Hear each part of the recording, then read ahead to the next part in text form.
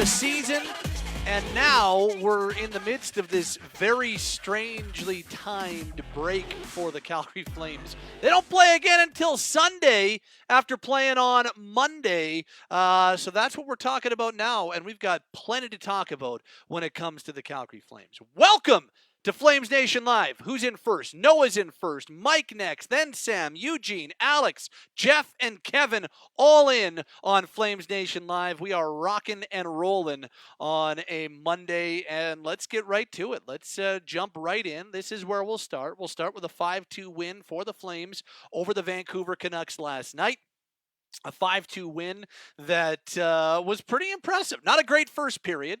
Obviously, the first period could have been better, but otherwise, a really solid outing for the Flames as they were able to come away with the victory. And what I think that you like about the outing for the Flames is that after a bad first period where they limited damage, they were able to take back over and force their way to a win, close out a win in period number 3.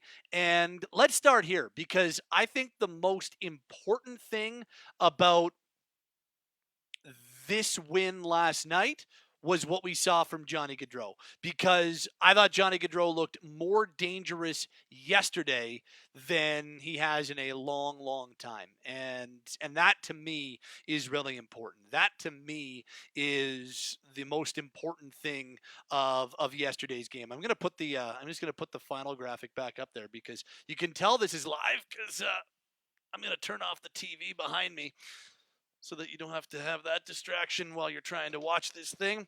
Yeah, see, I told you it was live. Now the TV's off behind me. Now we can really dive in. That was distracting me while I was trying to talk to you guys. So there we go. Yeah, I thought Johnny Gaudreau was great last night. And what he was dangerous, finished with the 4 shot attempts, 3 scoring chances, 2 high danger chances at natural stat trick. So I thought that was extremely important and extremely encouraging, and the Flames need that on a regular basis from Johnny. And I think there is a chance that they can get that on a regular basis from Johnny. And I had a little bit of a rant. We just finished up the big show on Sportsnet 960 The Fan, and coming at you from the Sportsnet studios today as per usual. And so my big thing a little earlier today was that I think this forward setup the Flames have right now allows them to use Johnny Gaudreau and Sean Monahan, but we're focusing on Gaudreau right now, allows them to use Johnny Gaudreau to his utmost, to play to his strengths to the highest degree. And whenever I say something like that, it seems like there are some who accuse me of being derogatory, because I would dare to suggest that using Johnny Gaudreau as an offensive player and playing to his strengths is some sort of insult, which it isn't. Johnny Gaudreau is one of the 5 or 10 most elite, supremely talented offensive players in the NHL. I firmly believe that. And when you have got players like that who, yeah, sure, maybe don't excel at the defensive side of the game, that's fine. You know who else is used in a offensively tailored role? Vladimir Tarasenko, Patrick Kane, Evgeny Malkin, Phil Kessel, just to name a few. All those guys are Stanley Cup champions. All those guys are important contributors on Stanley Cup champions. Nobody talks about Patrick Kane being poor defensively. Well, because you know what? He doesn't really have all that many opportunities to be poor defensively, because the Blackhawks put him in an opportunity to be offensively dominant. Same thing with Tarasenko in St. Louis. Same thing with the Sedins in Vancouver. Same thing with all the other Phil Kessel and Evgeny Malkin when they were in Pittsburgh. Like, it's not an insult. Johnny Gaudreau is at his best when he's creating, when he's dangerous off the rush, when he's dishing, and when he's scoring. So put him in a spot to succeed. And that's what the Flames have done. that's what we're seeing a little bit more of late, and I think that's really important. And I think there's a good chance that Johnny could have a bounce back season. That's where I'll start things up, and we'll dive into some of the comments. Allison, JF are both in on this one. Allison says, I can agree. Johnny looking good. I'm sure he has a much better season. And yeah, I think there's a really strong chance that Gaudreau has a bounce back offensive season. He's already off to a good offensive start. A lot of that has been on the power play. I get that, but I thought it was his best 5-on-5 game last night. JF says, I think I prefer Simone on the money line instead of Levo. That'll be interesting to watch. A large part of that has to do with Dylan Dubi's injury, and a little bit more on that a little bit later in the show. Because I see a lot of people asking about Dubi. I'll get to that in just a second, to seeing if there's anything else that pops up on the Gaudreau front. No, there's not as of right now. So I'll dive into some of these other comments as we are well underway. Allison with another one. I'll work in reverse order. Markstrom going to steal a lot of games for the Flames. Tanev's been solid. Nestorov and Valimaki seem to have good chemistry too. Let me start on the Markstrom part. Like right now, I think Canucks fans are a little shook because there weren't a lot of Canucks fans who were super happy that Markstrom left. There weren't a lot of people in Vancouver who were super thrilled about that. There were some who understood. I get that. I was never one of those people who understood why they decided to let Markstrom walk. Flames signed Markstrom 6x6. That's not what Markstrom was wanting to stay in Vancouver. He would have stayed for less term, less money. All he wanted was trade protection.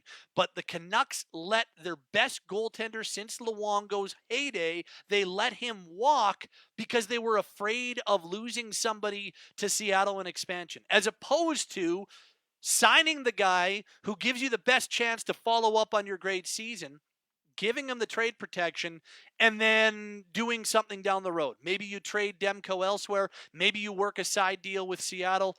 It never computed to me. It still doesn't compute to me. And maybe I'll be proven to be wrong, but as of right now, it doesn't look so good. Now, it's only 3 games into the season for Calgary, 4 games in for Vancouver. I grant you that. But it never made sense. Like, at first, like before Markstrom and their season ended in Vancouver, Markstrom would have stayed. I know for a fact Markstrom would have stayed for 4 years in Vancouver at a less dollar figure than $6 million. And they didn't give it to him then. And then when free agency opened, sure, he was looking for a little bit more, but the main thing, he wanted that trade protection, and they wouldn't give it to him.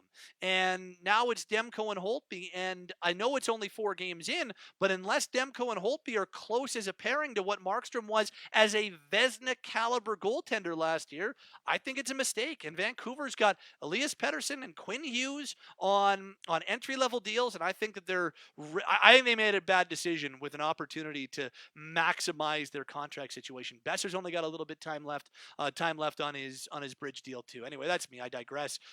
Vancouver's lost, Calgary's gained. Markstrom has looked great so far, and it just adds to frustration in Vancouver when all of a sudden Markstrom beats him on 2 different occasions. Let's continue working backwards on some of these comments. Alex asks, any word on Dubi?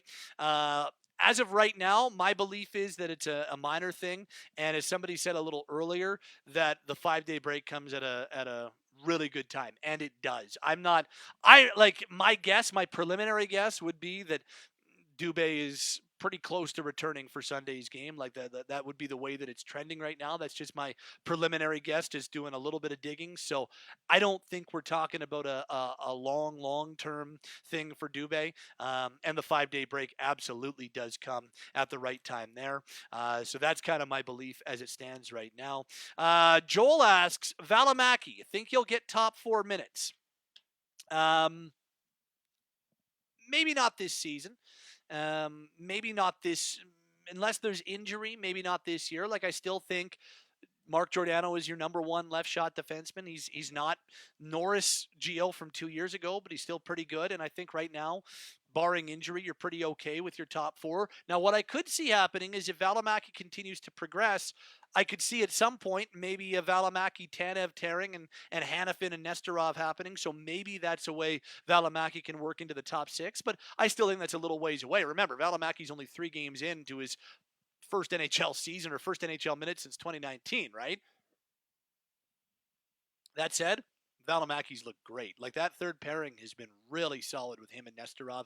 So I have no doubt Valimaki will be a top 4 everyday defenseman in the near future for the Flames and maybe a top pairing guy. But is it going to happen right away? Maybe not. This season, decent chance. If injury happens, that obviously makes it that much easier. But if he continues playing this way and continues to take some steps, then I think there's a decent chance that maybe he does surpass Hanifin this year.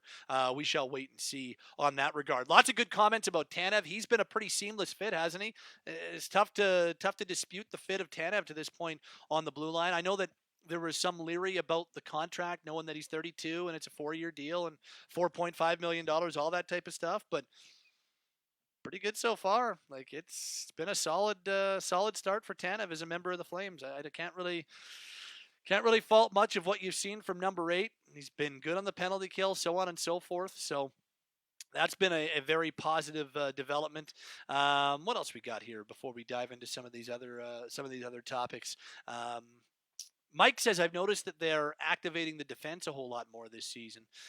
Yeah, I think they've also got a little bit more of a mobile defense just everywhere. And there's maybe, like, for a guy like Hanifin, having a guy like Tanev with him probably makes it a little easier for him to activate. Both Gio and Anderson will jump into the rush. Valimaki's shown, I think he comes back to North America with a lot of confidence after playing in Russia. So both he and Nestorov will jump when the time is right. So yeah, that's a good observation. I can get behind that. What else we got? Jordan says, can we talk about how Tkachuk and Lindholm had a 100% high danger scoring chance for rating? And they did that playing mostly against the Pettersson line. Like, what's been really interesting, Jordan, so far is that the usage of the Flames has been pretty deliberate in their home games. So 2 games against Vancouver, and essentially at 5-on-5, it's been Lindholm matched up against Pettersson. It's been Backlund matched up against Horvat, and then Monahan and Gaudreau matched up against the Tyler Mott, Jay Beagle, Brandon Sutter line. You'll take that all day. If Lindholm and Backlund win their matchups, which they have for the most part, and then you get Monahan versus Sutter, yeah, you'll take that all day if you're the Flames. Now, that's only home games. It changes, of course, on the road when the other team has last changed. But no, that's and you're right, Jordan. I mean, the Lindholm-Tkachuk line has been lights out to start the year. Throw Dubi in there, yeah, it's been pretty solid. And again, I don't think Dubé is going to be a major thing. So I think Dubé popping right back on that line, you'll see sooner rather than later. What else we got here? Allison says, loving Razzie on the potty. Allison, what? Well, that seems. Oh, she changed it to power play. There was a autocorrect. My bad. I did. I know she meant power play, but love Razzie on the potty. I'm not gonna lie. That made me laugh a little bit. What else we got? Dylan says Mangiapane's no look pass to Dubé still has me drooling. That was one heck of a pass. And no knock on the Mange pass, but like, the pass was good and great vision from Mangiapane, but it wasn't tape to tape, which, I mean, it was a no-look spin pass. It's tough to make it tape to tape. But what a take by Dubé. He kind of readjusted and then wired a slap shot. Like, the fact that he was still able to get that type of shot off to beat Holtby, whew, that was an unbelievable finish for Dylan Dubé. That was really impressive. Somebody asked why Dubé not Mange on that line. Well, you know what, Eric? That was the guy who asked the question. You know what?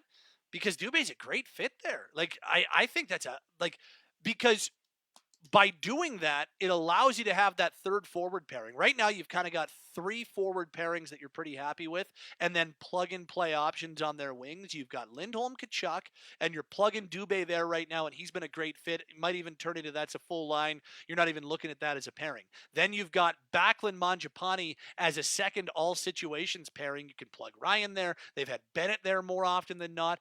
I think you want to keep that together because right now, I think as we've seen in the 2 Canucks games, you've got Lindholm, Kachuk in any situation against any line, but mostly against Vancouver's number 1 line. But then you've got Backlund and Mangiapane winning the matchup against Vancouver's number 2 line, which frees up the Monahan-Gaudreau pairing to feast on other third lines like they have and like we saw last night. So I don't want to break up the pairing of Backlund Mangiapane to put him on the line when Dubi has done an unbelievable job there. Like Dubi looks like another step has been taken. So that would be my counter as to why not Mangiapane up there, because right now with Mangiapane, Backlund, Monahan, Gaudreau, and Lindholm, Kachuk, you've got 3 really good forward pairings, and that makes them extremely difficult to match up against. And I think that's really big for this team going forward. So that would be what I would say, Eric. But I do understand where you're coming from, because I do think Mangiapane would be a great fit there. But the more that I've seen, the more that I think that keeping Dubi on that line is the way to go for 2 reasons. Because Dubi's played so well there, and because Mangiapane and Backlund have played so well together. Somebody asking about Brett Richi right now is in the American League. I think at some point you'll probably see Richi on the taxi squad. My guess is once the American League starts, the taxi squad might look a little bit different. Like I think Mackey will go to the American League, and they might bring Michael Stone onto the taxi squad once the AHL starts. Maybe something similar for Brett Richi. We shall see. So that would be my feel there. But yeah, Richi's an AHL taxi squad depth option. Same thing with Michael Stone. That's what you're talking about right there. How about this question from Mac, who says, when do we see Riddick? I don't know. That's a really good question. Like, I think I had no problem with them going Markstrom for the first 3 games, specifically because Markstrom was playing against his former team, popped a shutout in his first game against Vancouver. So I thought sticking with Markstrom for game 2 was the way to go. I think you'll see, so their first back-to-back isn't until early February. I think Feb 1 and 2, they've got a back-to-back. So you'll see Riddick there, and my guess is you'll probably see him before then as well. So I think 2 times in the next couple weeks of action, you probably see Riddick. That would be my guess.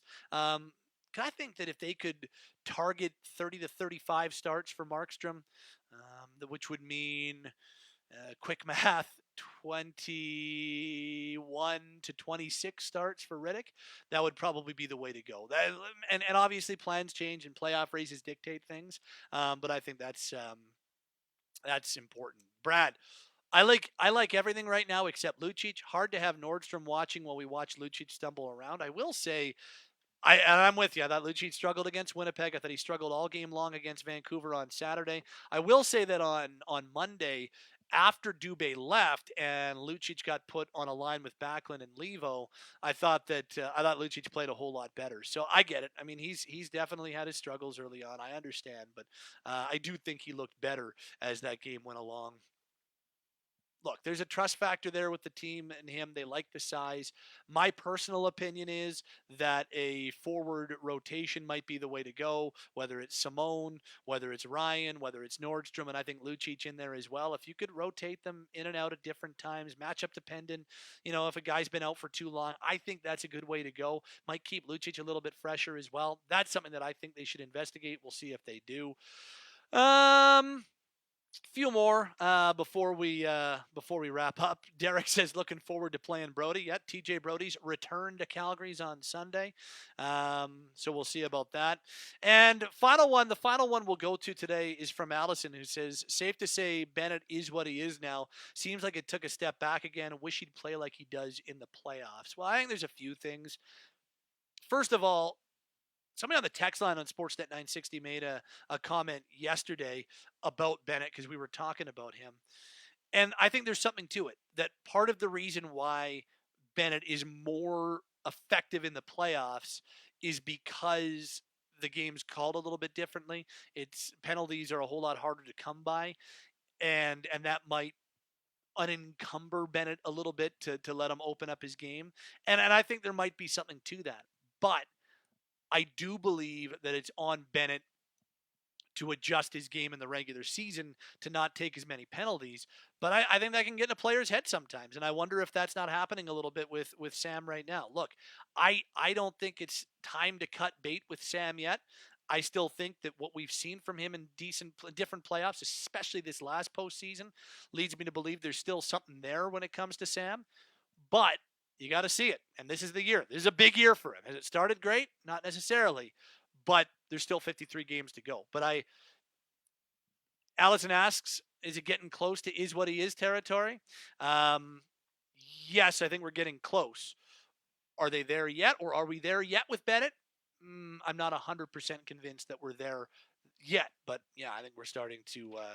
I think we're starting to broach that territory anyway. Actually, you know what? I'll go one more from Joel. What about the Dubois rumor with the Flames trade? What's your take on that? Well, I do think Dubois is going to get traded. I don't know if it's going to necessarily be in the near future, but if I were to be a betting man, I would probably go by the end of before the trade deadline. Dubois gets traded out of Columbus. I'd be interested on the Flames front. I don't know if center ice is necessarily the area that they need to target right now, but if it's going to be a little while, I before the Flames would go after a Dubois, I'd want to see a little bit more from Lindholm as this team's number one center. So far, so good, if you ask me. As Jordan pointed out, he went head to head against Elias Pettersson, and I thought the Lindholm line won that matchup decisively in 2 straight games. If that continues, I don't know if Dubois is as much of a need.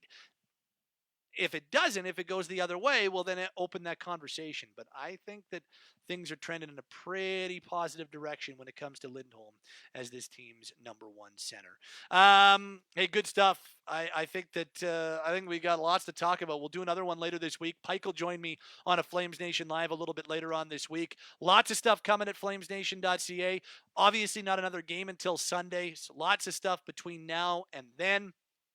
Lots of stuff to get to with Pike on Friday, and make sure you check it out every day. Flamesnation.ca, Nation_FN on Instagram, Flames Nation on Twitter, and of course, you can always check out the Big Show on Sportsnet 960 The Fan, 1 till 6 p.m. every day. The Big Show and Calgary Flames hockey on Sportsnet 960 The Fan. Thanks to everybody for saying hello and coming by. We'll talk to you later on this week on Flames Nation Live. As always, stay safe. Be well to everybody. Be kind to everybody. And we'll talk to you later this week. Have a great rest of your Tuesday. Thanks, everyone.